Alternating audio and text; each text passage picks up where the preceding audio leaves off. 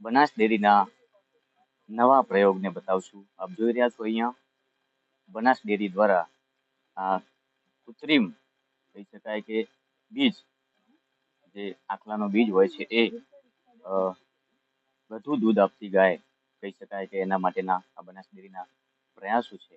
અને બનાસ ડેરી દ્વારા હંમેશા નવા જ પ્રયોગો કરવામાં આવતા હોય છે. પશુપાલકોને કઈ રીતે ફાયદો થાય, પશુપાલન જીવન કઈ રીતે જીવે, તમામ પ્રકારની સોચ આપણા ચેરમેન શંકરભાઈ ચૌધરીની હોય છે કે પશુપાલન સુખી કઈ રીતે થાય, વધુમાં વધુ નફો કઈ રીતે મળે. તેના માટે આપ જોઈ રહ્યા છો, સીધા તમને દ્રશ્યો બતાવી રહ્યો છું કે કૃત્રિમ બીજ છે જે છે અલગ ટેકનોલોજીના માધ્યમથી આ પ્રયોગ કરવામાં આવતો હોય છે. આપ જોઈ રહ્યા છો અહીંયા હાલમાં ગાંગોલ ખાતે બનાસ ડેરીના ડિરેક્ટર આઈટી પટેલના ફાર્મ હાઉસ ઉપર આ પ્રયોગ કરવામાં આવી રહ્યો છે. આપણે साहब साथ चर्चा करशु। सर क्या कहेंगे, यहाँ एक नया प्रयोग है बनास डेयरी के लिए, और बनास डेयरी हर वक्त कुछ ना कुछ नया करने में माहिर है। जो चेयरमैन का उसूल है कि बनास वासियों और पशुपालन के लिए कुछ ना कुछ नया। अब ये ज्यादा दूध देने वाली गाय पैदा करने का एक नया तरीका है क्या? देखिए, ये टेक्नोलॉजी की बात करेंगे तो ये तो लैब में पहले हो रहा था। ठीक है, लैब से लेके फील्ड तक लाने के लिए बनास डेयरी जैसी डेयरी आगे आई है। तो इसमें ये है कि अपने घर पे जो किसान के घर पे जो गाय होती है, अगर एक ही जनरेशन में आपको उससे अगर अच्छी दूध देने वाली अगर नस्ल की बच्ची अगर पैदा करना है, तो ये आईवीएफ की टेक्नोलॉजी बहुत फ़ायदेमंद होती है। इसमें आपकी जो घर की गाय है, जिसको हम सरोगेट मदर बोलते हैं, ये कोई भी नस्ल की होनी चाहिए। इसका होने वाले बच्चे के साथ कोई रिलेशंस नहीं होता है। इसका सिर्फ़ ये काम है कि जो हम बच्चा अंदर रखने वाले उसकी बच्चादानी में, वो उसको 9 महीने सँभालेगी, ठीक है?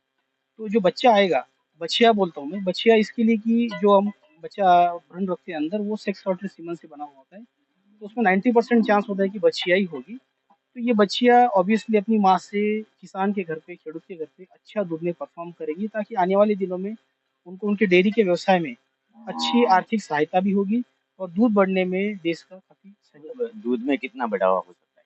देखिए, जो हम रन बना के रखते हैं उसकी बच्चेदानी में, वो एवरेजली 20, 25, 30 लीटर का रहता है। और फिर ये डिपेंड करता है कि वो किसान किस तरीके से आने वाली बछिया को मेंटेन कर रहा है उसको। अगर वो सब सही चीज़ें टेक्निकल करता है, तो आपको 30-32 तक भी बच्चा दूध दे सकता है आगे जाके।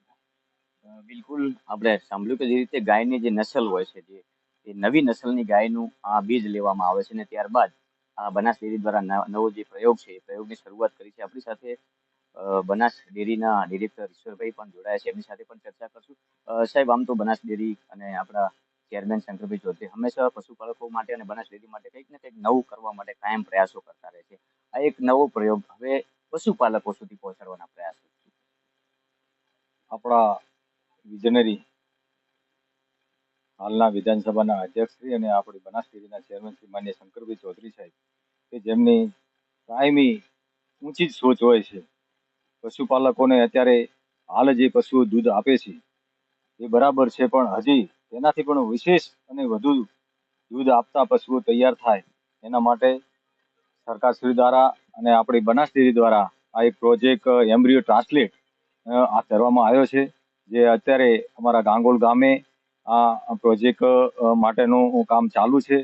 તો આ ભવિષ્યમાં આજે જે એમ્બ્રિયો મૂકવામાં આવશે એ વાછરડી એ કોંકરેજી ગાયની જન્મ છે, અને કોંકરેજી ગાયની જન્મ છે, અને એ પછી જ્યારે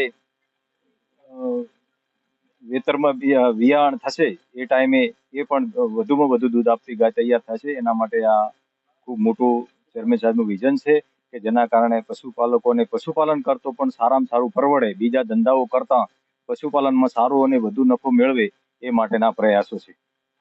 ચોક્કસથી જે રીતના વાત કરી કે બનાસ ડેરી હંમેશા કંઈક નવું કરવા માટે પ્રેરિત હોય છે. બનાસકાંઠા જિલ્લા માટે, પશુપાલકો માટે, બનાસકાંઠા જિલ્લામાં વૃક્ષારોપણની વાત હોય, તળાવોની વાત હોય, તળાવ ઊંડા કરવાની વાત હોય, માટીની મિટ્ટી મેરા દેશ એની વાત હોય, તમામ પ્રયાસો બનાસ ડેરી દ્વારા હંમેશા સૌથી પ્રથમ પ્રયોગ બનાસ ડેરી કરતી હોય છે. ત્યારે આ એક નવો પ્રયોગ, આમ તો પ્રયોગ તો જૂનો છે, પરંતુ હવે આ પ્રયોગને ધીમે ધીમે પશુપાલકો સુધી લઈ જવાનો છે.